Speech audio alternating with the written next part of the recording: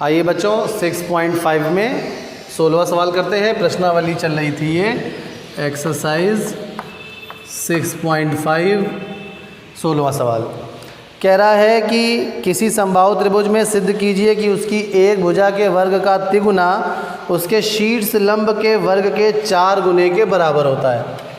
चलिए सबसे पहले दिए गए कथन के अनुसार चित्र बनाते हैं। एक समबाहु त्रिभुज बनाते हैं। समबाहु त्रिभुज एक ऐसा त्रिभुज है जिसकी प्रत्येक भुजा बराबर होती है और प्रत्येक कोण 60 अंश का भी होता है।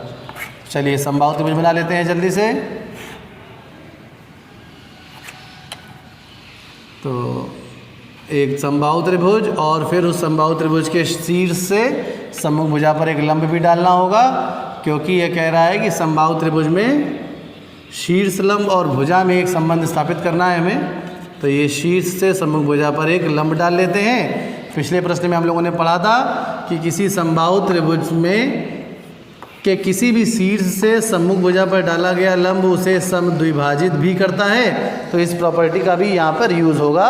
तो चलिए सबसे पहले लिखते हैं दिया है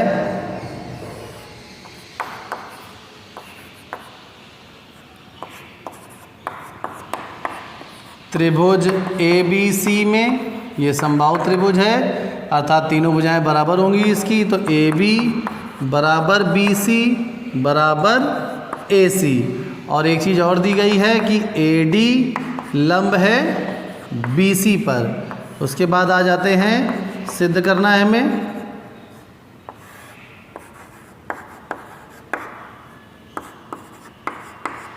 सिद्ध करना है हमें कह रहा है। पढ़ते हैं एक बार फिर से इसको।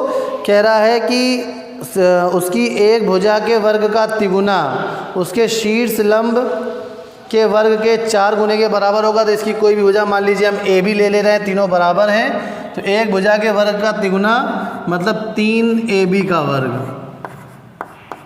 ये होगा। कह रहा है कि उसके एक भुजा के वर्ग का तिगुना उसके शीर्ष लंब के वर्ग के 4 गुने के बराबर होगा। शीर्ष लंब यहाँ पर AD है तो ये बराबर होगा 4 गुणे AD का वर्ग। चलिए अब रचना की आवश्यकता तो नहीं लग रही है यहाँ पर। अब सीधे सीधे आ जाते हैं उपपत्ति पे।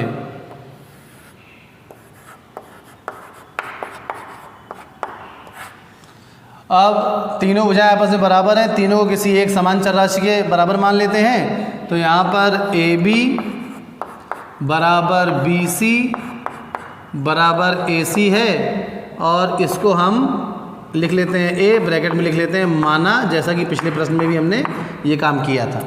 और एक बात कि AD लंब है बच्चों BC पर, यह हमें दिया गया है। इस आधार पर हम ये कह सकते हैं कि BD बराबर होगा DC के, दोनों आपस में बराबर होंगे, और ये बराबर होगा BC बटे 2 के। अर्थात ये फिर बराबर हो जाएगा BCA है तो A बटे 2 के।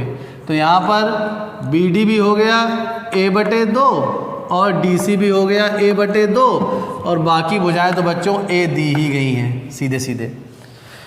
तो और यहाँ पे एक रेफरेंस ज़रूर लिख लीजिएगा कि समबाहु त्रिभुज में किसी भी शीर्ष से सम्मुख भुजा पर डाला गया लंब उसे समद्विभाजित करता है। Perpendicular drawn from any vertex to opposite side in a right angle triangle bisect them.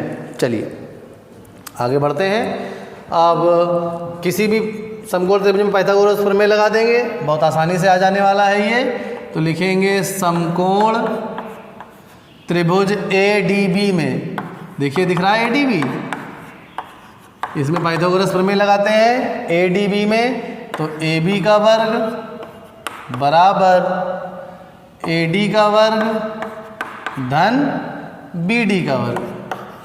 अब अच्छा ये रहेगा कि इन सबको A के पदों में लिख लीजिए, क्योंकि हमें 3AB का स्क्वायर लाना है। AB का मतलब A स्क्वायर अगर आ जाएगा तो ऑटोमेटिकली AB स्क्वायर रहेगा। तो बहुत लोग क्या करेंगे AB यहीं लिखा रहने देंगे, तो उससे कैलकुलेशन में प्रॉब्लम आएगी। सब A के रूप में सब अगर आ जाएंगे तो उनको हल करने में बहुत आसानी हो जाएगी। AB A है तो A का वर्ग बराबर, अब हमें AD तो लाना है तो AD एज इट इज रहा, AD का वर्ग धन BD बच्चों कितना है, यहाँ से देखिए हमने निकाला है BD A बटे 2 है। तो यहाँ पे लिख देंगे A बटे 2 का होल स्क्वायर। तो ये आ जाएगा a square is equals to a D square plus a square upon 4, पक्षांतर कर लेंगे तो a D square is equal to a square minus a square upon 4। ये तो बड़ा जल्दी ही आ जाएगा लग रहा है ऐसा।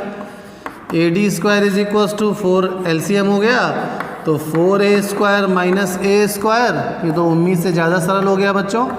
A D square is equal to 3a square upon 4, 3 गुणा कर लिया तो 4ad square is equal to 3a square और a की जगह बस a भी रख देंगे, हो गया हमारा काम। यही तो लाना था। 4ad square is equal to 3ab square और यहाँ पे लिख देंगे कि a बराबर भी बच्चों a भी है, हो गया। यहाँ पे नीचे लिख देंगे इति सिद्धम। चलिए बच्चों बहुत आसान था ये, तो आपको समझ में आ गया होगा। अब इसके बाद 17 नंबर क्वेश्चन है, वो भी कर डालते हैं, लगे हाथ, समय बचा है। तो यहाँ पर क्वेश्चन नंबर 17 क्या है बच्चों, कह रहा है कि सही उत्तर चुनकर औचित्य दीजिए, बड़ा कठिन शब्द है, मतलब कारण बताना है। औचित्य दीजिए कि त्रिभुज ए बी सी में यहाँ पर तीनों भुजाएं दी गई हैं। ए बी 6√3 है, एक त्रिभुज ए बी सी है, इसमें ए बी बी सी और सी ए ये तीनों भुजाएं दी गई हैं। एक तो है 6√3 और आगे देखते हैं क्या दी गई है। ए बी 6√3 है, ए सी 12 है और बी सी 6 है।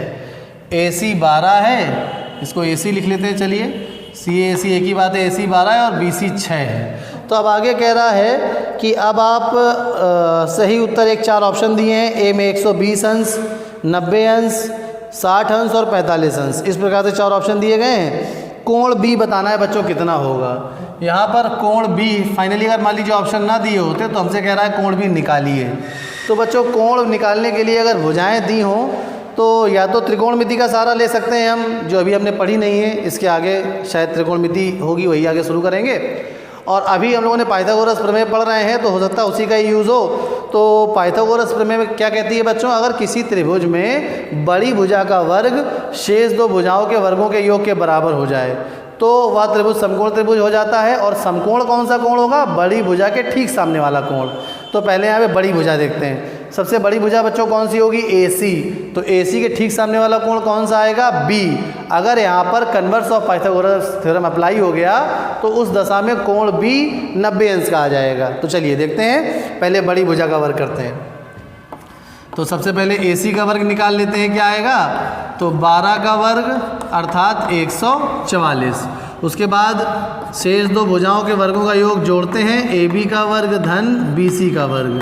तो AB बच्चों कितनी है, 6√3 का वर्ग धन BC कितना है, 6 का वर्ग। तो हल करते हैं, 6 का वर्ग करेंगे 36 आएगा, √3 का वर्ग कर देंगे 3 आएगा, धन 36। तो यहाँ पर 36 उभयनिष्ठ ले लेंगे, 3 धन 1, तो यह आ जाएगा 36 गुणे 4। अपने उभयनिष्ठ ले लिया, 3 गुणा करके 36 जोड़ भी सकते हैं, एक ही बात है। तो यह आ जाएगा 4 छंग 24 की 4 हासिल लगे 2, 4 तिहाई 12 और 2 14, अर्थात यहाँ पर AB का वर्ग धन BC का वर्ग आ गया 144। इसको समीकरण नंबर 1 ले लीजिए, इसको समीकरण नंबर 2 ले लीजिए। दोनों के दाएं पक्ष आपस में बराबर हैं, 144 हैं, तो बाएं पक्ष भी बराबर होंगे। तो इसलिए बच्चों हम इस दशा में कह सकते हैं कि भाई AC का वर्ग बराबर AB का वर्ग धन BC का वर्ग, अतः कोण B बराबर 90 अंश। और कारण लिख देंगे पाइथागोरस प्रमेय के विलोम से। तो यहाँ पे ऑप्शन कौन सा सही हो गया बच्चों, B। तो उत्तर सही उत्तर आ गया हमारे पास B उत्तर सही है, क्योंकि इसमें ऑप्शन 90 अंश दिया गया है। चलिए बच्चों, ये प्रश्नावली इसी प्रश्न के साथ समाप्त हो गई है। अगले वीडियो में हम लोग अगली प्रश्नावली 6.6 ऑप्शनल देखेंगे। धन्यवाद।